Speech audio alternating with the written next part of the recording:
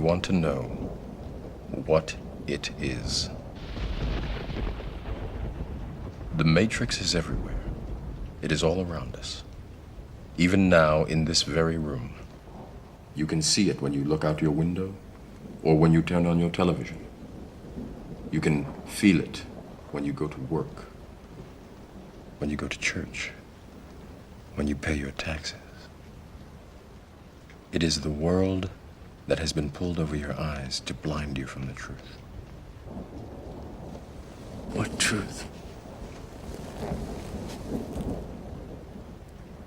That you are a slave, Neo. Like everyone else, you were born into bondage, born into a prison that you cannot smell or taste or touch. A prison for your mind.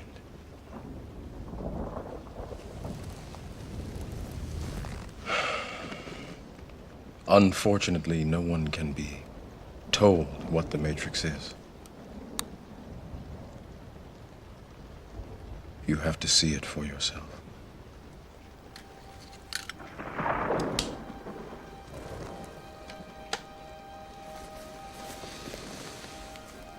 This is your last chance. After this, there is no turning back. You take the blue pill, the story ends. You wake up in your bed and believe whatever you want to believe. You take the red pill, you stay in Wonderland, and I show you how deep the rabbit hole goes.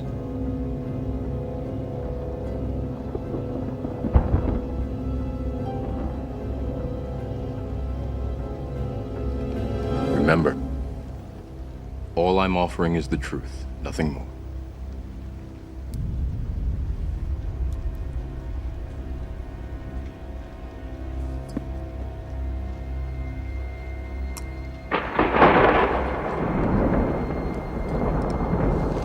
Follow me.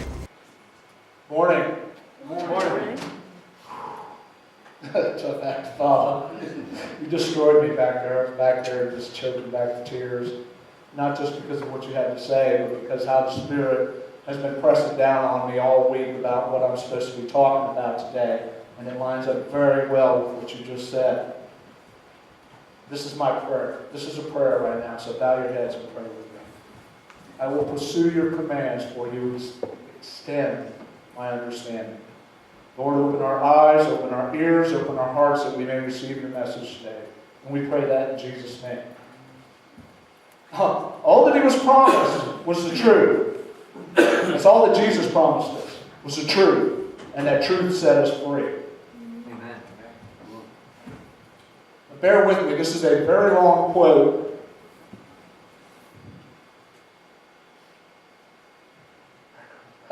From Eugene Peterson in his book, Running with Horses. Why do so many people live so badly? Not so wickedly, not so inanely, not cruelly, but stupidly. There is little to admire and less to imitate in the people who are prominent in our culture. We have celebrities, not saints. Famous entertainers amuse us in a nation of bored insomniacs.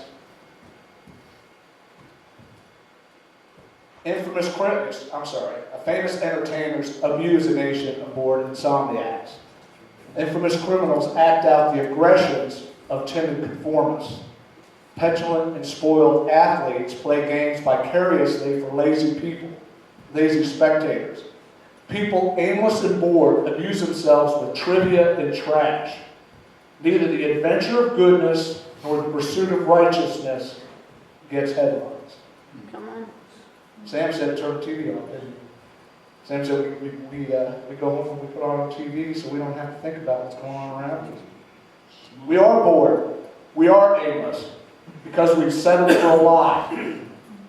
We've allowed ourselves to blindly conform to the pattern of this world. Romans 12:2. And now I'm using NLT in the message today because it just really spoke to me, so please bear with me. Don't copy the behavior and the customs of this world, but let God transform you into a new person by changing the way you think. Then you will learn to know God's will for you, which is good and pleasing and perfect. This may sound a little bit like sedition, and maybe on some level it is, but that's not the point I'm trying to make here today. The powers that be in the upper levels of our society, advertisers, drug companies, politicians, people in power, people with money, they love the way we conform and the way we just fit in and blindly sit down and watch our TV and stay in our comfort zones. They make a lot of money off of our comfort zones. Our willingness to go along with the herd and chase the things and the life, the social conformity tells us we should have, makes us perfect consumers. That's all we are. It's all we are to the people that are making all the money off of entertaining us and blinding us to what's going on in the world around us. We're allowing ourselves to be dulled by this world. We watch spoiled athletes because we're too lazy to get off the couch and play the game for ourselves. We watch movies with heroes and villains. It's at least for the moment more interesting than our own lives. Entertainment for the moment gets us outside the monotony and the pain of our own existence. Think back when you were young. Did you want to be where you are right now? Did you want or even think about your life in the terms of career, family, homeowner, what have you? And not that there's anything wrong with any of these things. God gives us certain things and we are to be good stewards of what He gives us. He wants us to take care of what He gives us. Like Sam said, He gives me good things, I give Him good things. I have experiences, I know what He's talking about. There's nothing wrong with being a good provider. There's nothing wrong with being a good homemaker. There's nothing wrong with being a business owner or a parent. Does it excite you? Does it fulfill you? Is that what you feel you were called to do? Is that what God intended for your life? Is that all that God intended for your life? Does your life make your heart stir? Are you just going through the motions of life? I guarantee you there's people in here. I've done it. I know. I've been caught in it. Are you just going through the motions of life? Go to work, go home, sit down, have supper, watch TV, go to bed, and you repeat. Have you settled for someone else's dream? Have you settled for somebody else's life? Are you living your own life? When I got clean and sober in 91, I'm clean and sober since 91, that's a God thing. I can take no credit for that whatsoever. One prayer, switch went off, haven't touched it since. And I was a chronic alcoholic and addict. I was trying to kill myself with drugs and alcohol. I became focused on being a good father. I became focused on my career. I became focused on being a homeowner because that's what social conformity told me I was supposed to do. But I got to tell you, when I was a child, I had big dreams. I thought about doing really big stuff. I came from a military family. My grandfather, 78 combat missions in 3 wars. Quite the adventure. There's a story about him when he got shot down behind enemy lines, and he crawled to help. He was in occupied France. They nursed him back to health. The French resistance got him into Spain. He came back to America and went right back. Kept on fighting. He was broke from head to toe. My uncle was a naval aviator. He was flying fighters off the aircraft carriers. And all of this, man, I was like, yeah, I want to do that. I certainly didn't want to be a truck mechanic. And that's what I am. Don't get me wrong. It's been very lucrative. It's been a great career. It's provided for me and my family very well. But that's not what I had intended. It's not even close. So there's been periods in my life where I've allowed myself to live vicariously through others. I'm not much of a sports guy. I'm a movie guy. I like to watch movies.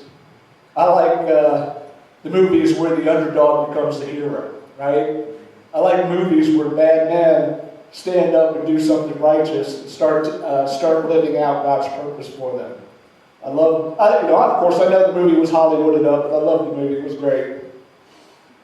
I believe on some level we all live vicariously, even if it's unconsciously, through others. whether it be TV, sports. You might be wearing, and actually I don't see any today, and that's pretty interesting. No sports jerseys today. I mean, usually there's at least one Pittsburgh jersey in here. There's at least one MGP hoodie in here. Somebody trying to live your life instead of living their own. It's very easy, at least in the short term, to derive some pleasure and satisfaction living vicariously through others. And worse yet, it seems safe. Trust me, it's not. If we take a good hard look at the prominent people in our society, there's very little that we should be trying to emulate. If you really take a good hard look at it, they're just as messed up as we are. They have just as much drama. There's just as much going on off the field and behind the cameras as what we've got going on. And we don't need to be following these people or trying to live their lives. If we're totally honest with ourselves, they're more messed up than we are. In most cases, they got all this money, they don't know what to do with it. It's easy to be poor. It's difficult to be rich. It's very difficult to be a good steward when you're given more than you know what to do with it. Come on. Just as scary. If we look at the Bible and the prominent people in the Bible, they don't always leave us a good example of what to follow either. You really honestly look at it. That's just on the surface, okay? Abraham lied. Jacob cheated. Moses murdered in the plain. David committed adultery. And Peter blasphemed. That's on the surface. It doesn't look very good. We recently discussed social conformity. And it's a dangerous place to be, because that's just allowing somebody else to make your decisions for you. That's not you thinking for yourself. That's not leaving any room for the Spirit to invade and tell you what you're supposed to be doing. One of the TV shows that seems to be really popular right now is The Walking Dead. Now, I've never watched it myself, but I know it's very popular. Okay? Zombies running around, you know? And you can kill them with impunity. And the reason that this has become so popular is because there's no moral dilemma. A zombie trying to eat your brain, you have every right to shoot it, and you don't have to worry about it. You're not going to lose a minute of sleep shooting a zombie. And that's why this is popular. Because there's no moral dilemma. It's a no-brainer. You don't have to think about it. That's why we allow ourselves to live vicariously through others. That's why we allow the world to dictate to us how we should live. If everybody's doing it, it must be right. I don't have to make any hard decisions for myself.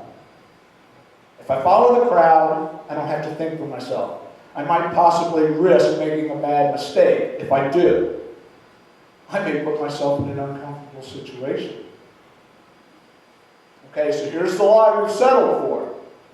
If we step outside of that social conformity bubble and we start thinking for ourselves, we might get in a situation where we're uncomfortable. That's the lie. If I start listening to the Lord and start listening to the world around me, I might make a mistake. I might put myself in a bad situation. If I start living a life of radical faith, things may get a little twisted and I may not be comfortable. That's the lie. You might end up uncomfortable. We're already uncomfortable. That's why we got to live vicariously through others. That's why we got to go home, eat too much, watch TV, drink too much, get addicted to drugs, get addicted to driving a motorcycle like a crazy person. I don't know. That's my advice. We're already uncomfortable. And that reason that we are uncomfortable is because we are not being who we are. We have not allowed Christ to identify who we are. We've not allowed Christ to tell us who we are and what we're supposed to be doing with our lives. We're not all Sam. Okay? Not everybody in here is going to do what I did. I go eyeball deep in 1%ers on a regular basis. I'm standing around with people that would kill me at the drop of a hat. That's what I've been called into. I do it fearlessly. I know God's got me. But that's because I know who I am in Christ. This is why drug, alcohol addictions, eating disorders, porn addictions, you name it. The list goes on and on and on for all the distractions that we use to not have to face the fact that we are not living the life that God intended. And I'm not saying leave your family and go to Africa. What I'm telling you is God may be asking you to do more than just exist. Come on. Amen. We're not living our own life. We've allowed the world to dictate to us the life we should be living, and it's making us uncomfortable. We're not living our own lives, the lives God intended. I want you to think about something here. The prominent figures in the Bible, each and every story is different. God uses different people in different ways to achieve different goals. No two stories in the Bible is the same. We're not all supposed to be the same. We don't all have the same calling on our lives. We all have a job to do. And I suggest that you start looking at what it is that you're good at. Take a spiritual gifts test and start there. All right? God called, little sidebar here. I did prison ministry for about 5 years and was very comfortable there. I felt very safe there. Imagine that. Feeling safe. I went to maximum security prisons. I'm not joking. I went to the ones that, you got to go through 18 gates to get to, and you've got to have like an FBI background check and all this stuff. And I went into situations where if there was a riot or something like that, there was no way I was coming out of there. And I felt safe there. God spoke to me and He said, okay, now we're going to do something radical. He said, I want you to go out into the life that you came out of, hanging around with the 1%ers. And I want you to start bringing them in. And I'll tell you, it's weird. I was eyeball deep in 1%ers recently. And I mean, when I say eyeball deep, they're all like ready to fight. Something happened. Somebody did something stupid. It had nothing to do with me, but I was invited to this meeting and asked, to be there. And these guys are all standing around with their walking sticks. Many of them are armed to the teeth. And we're outnumbered. Me and my guys are outnumbered 10 to 1. I was perfectly happy, comfortable, and content there. I was not afraid. What are you going to do? Send me home to be with Jesus? Bring it.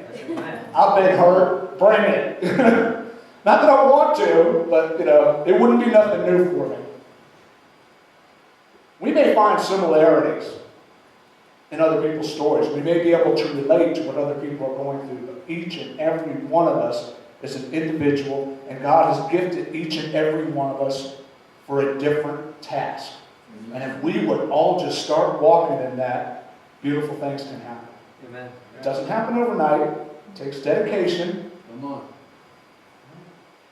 Y'all don't even know what I go through to get here. I'm dedicated to this. Sam asked me to watch over his flock while he was away. I'm like, yeah, I'll do it. What kind of man would I be if I didn't?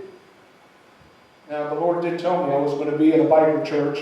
And when He asked me, like, yeah, okay, I probably ought to do this, and be dedicated. The biggest part of the lie that we are believing, now listen very carefully, I want you to listen to this, is that we are supposed to feel happy, fulfilled, and satisfied 24/7. And that's just not right. That's just not biblical. Nowhere in the Bible does it tell us that we are supposed to be happy all the time. Look at that. I love this new technology we got here. John 16:33. I have told you all of this so that you may have peace in me. This is Jesus. That you may have peace in me. Here on earth you will have trials and sorrows. But take heart, because I have overcome the world. Amen. I promise you this, until you start walking out who you are in Christ, you will never have any real peace. You will never have any real comfort. I guarantee you, Sam sleeps good at night. There are probably things that catch up to him from time to time and make him worry. But he knows he knows he's doing what he's supposed to do, and he sleeps at night. And he doesn't have to sedate or hide from it. I don't either. I've been clean and sober for a long time, but I didn't have to go back to that. Remember this. First and foremost, the plan for each and every one of us is a personal relationship with Jesus. That's where it starts. That's just the beginning. That's just walking through the door and saying, all right, Dad, I'm home. What now? When we start walking in a relationship with Christ, when we start viewing our lives from an eternal perspective, we can start to be fully awake and fully alive. No more living in this dream world that has been pulled over our eyes.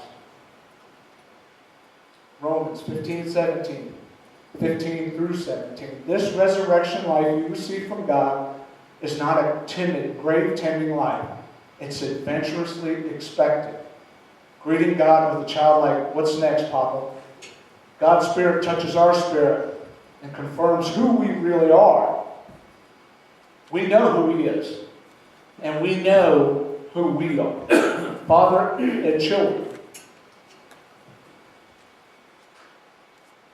And we know we're going to get what's coming to us. An unbelievable inheritance. We go through exactly what Christ goes through. If we go through the hard times with Him, then we will certainly be going through the good times with Him. Be up for the challenge. Get up off the couch. Go find something to do. Sam mentioned tithing. I agree with him totally. I get paid for this job, and everything that I get here goes right back out into the community. I use every penny that I make here. Me and the club I belong to, we feed the homeless in Hagerstown. We buy them coats and hats and gloves and all that. Everything that I make here goes back out. Sam, I offered to do this for free, Sam, but Sam basically said, no, I wouldn't be doing the right thing by allowing you to do that. I'm not doing my job if you're working for free. So I kind of bucked him on it, but you know what? I use that for something else. I support a lot of different ministries. I support a family that are personal friends of mine that are down in Haiti. They're in Haiti right now with everything that's going on down there. And they have a sports ministry. They feed in excess of 1,000 children a day. They're teaching them reading and writing and sports skills and all this stuff. Haiti's a very dark place, all the voodoo and all that stuff. And we know this family personally, so we do what we can to try to support them and help them in their ministry. So here's a few scriptures to tell us about what we're supposed to be doing. Hebrews 16:10, for God is not unjust. He will not forget how hard you've worked for Him and how you have shown your love for Him by caring for other believers, as you still do. Galatians 5:13, for you have been called to live in freedom. My brothers and sisters, don't use your freedom to satisfy your own sinful nature. Instead, use your freedom to serve one another in love.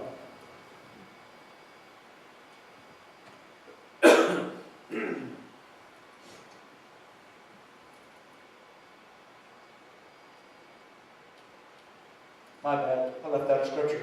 1 Peter 4:10. God has given each of you a gift from His great variety of spiritual gifts. Use them well to serve one another. We all have something different. It may be a little bit similar, but we all have something different. And when we start moving in that, I promise you, you're going to see some amazing things. The first time I walked into a clubhouse after being clean and sober and peaceful and not having been in a fight for years, first time I went into a clubhouse full of 1%ers, I'm not going to lie, I was scared. All right, because these guys that I went to talk to said that this club will not exist in that area. The first guy that did what I did, they beat him up, took his cut, and sent him packing. He called the national president and said, I can't do this. The national president called me and asked me to try. It's his fault. I raised some money for me and some friends did a fundraiser for him, and I came up here and I ran into this club and started hanging around a little bit. Anyway, I went into that clubhouse and I was afraid. It was like, God's got me, and I know, regardless of the outcome, God's got me. I know where I'm going when I die. I know that if I get hurt, every time I've ever been hurt, something good's come out of it. I don't want to go through it again, but something good came out of it. I had a bad motorcycle wreck in 2011. I was laid up for a year and a half. I went back to school. I started studying about Jesus. I started studying about church leadership and management. I started learning things that I did not know before. Now, those of you that haven't been here, over the last couple of months we've been talking a lot about change. And I've told everybody in here this many times, don't be afraid to make a mistake. When we get our egos out of the way, mistakes are nothing more than an opportunity for growth and learning. Right? We're not going to get everything right all the time. Right? You step out and try to help somebody and they spit on you for it. Okay, move on to the next person. Or you find somebody that's taking advantage of you and treating you like a doormat. God gives you wisdom and discernment for a reason. Don't be treated like a doormat. If you see a genuine need, fill that need. If you see somebody taking advantage of you, take that and give it to somebody that's genuinely in need. Faith is spelled risk. R-I-S-K. When we step out in faith, we may think we know what we're doing, but we may not.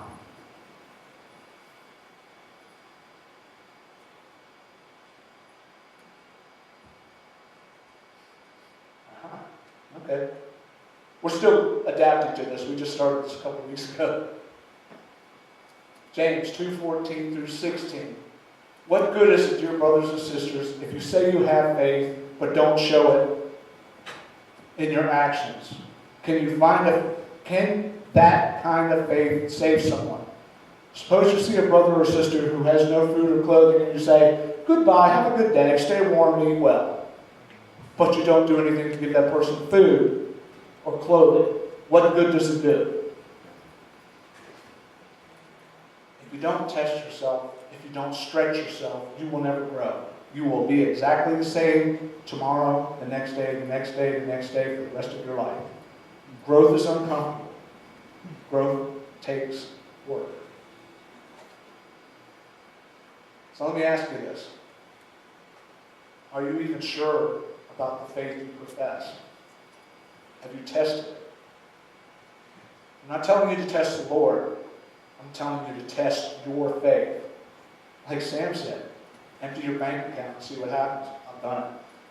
All right? I have done it. I've emptied my bank account and taken everything and given it to somebody and been blessed tenfold.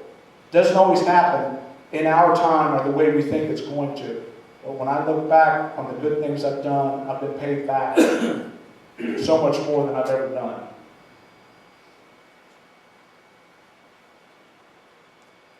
Growth is not necessarily a comfortable process. Now, of course, the more we trust in the Lord, the easier this uncomfortability becomes. We don't even notice it anymore. I get out in these weird situations all the time with homeless people and 1%ers and all this. And if I stop to think about what I'm doing, I do feel uncomfortable. But at the same time, I'm focused on the mission. I'm focused on being relational. I'm focused on trying to meet a need. I've also experienced this. People may think you've lost your mind. When you start moving in faith and you empty your bank account or you take and empty your cupboards to go feed somebody, people are going to look at you like you've lost your mind. I know Sam's been through it. I've been through it. People don't agree with what I'm doing here. It takes me 2 hours to get here. It takes me 2 hours to get home, and I do this every Sunday. It doesn't bother me in the slightest. I put on some worship music. I'll listen to other pastors. It's my quiet time with Jesus, and I get a lot out of it. And I've been blessed by doing this. People don't necessarily agree that a person should live 2 hours away from the church. It's working for me. I think it's working for the church. I've been blessed by it. So finally, I want to tell you this. Proverbs 3, 5, and 6. Trust in the Lord with all your heart. Do not depend on your own understanding. Seek His will. Right? We talked about your will in that song. Seek His will in all you do, and He will show you which path to take. So when people are out looking at you like you've lost your mind, your wife's getting on you because you're spending too much time in this ministry, put it in God's hands. Lean on God's understanding, and He's going to tell you what to do next. Finally, I want to leave you with this quote.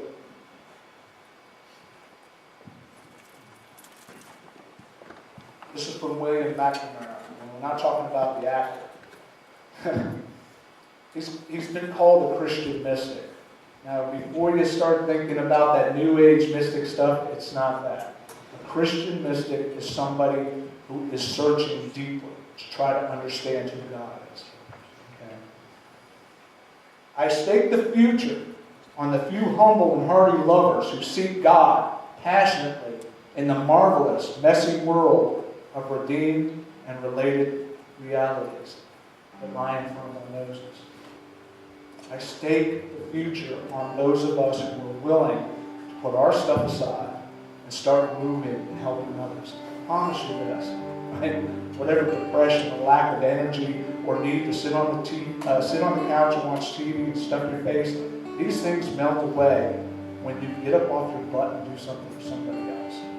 And I've told you many times, not all of you, of course, you weren't here. I've told you this many times. Sometimes that's nothing more than taking a meal to somebody that's laid up or hurt. Go pick up somebody's laundry and do it for them. Fold it. Do it all. Right? Pick up the laundry, fold it, take it back to them. And if they ask you to, put it away for them. Right? Demonstrate God's love for you by loving other people. Pay back God's love for you by getting up off your butt and loving other people more than you love yourself. I promise you this. I promise you this. It will change your life. It really will change your life. Don't go home and sell everything and go to Africa, because that's not what God called you to do. I don't think.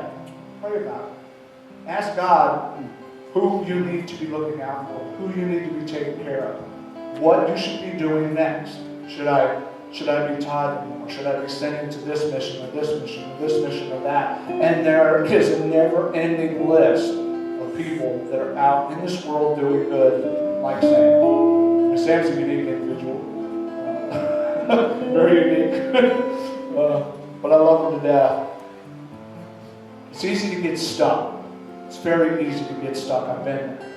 You know, we're going through the motions of our daily lives. We're working. We're doing what we consider to be the next right thing. The beautiful part of a Christ-filled life is all we got to do is turn around and go the other way. It's like, you know what? No, I'm not going to be hung up on this. Take care of your responsibilities, but don't let that be your life. That's not who you are. It's not the life you were intended to live. Your life is not your job. Your life is not your house. Your life is not about making a living. Get in a relationship with Christ. He'll guide you. He'll tell you what to do. Now, I'd like to pray for anybody that is struggling or feels like they are stuck or feel like they need to move on from being stuck. Please come forward now. I'll pray with you.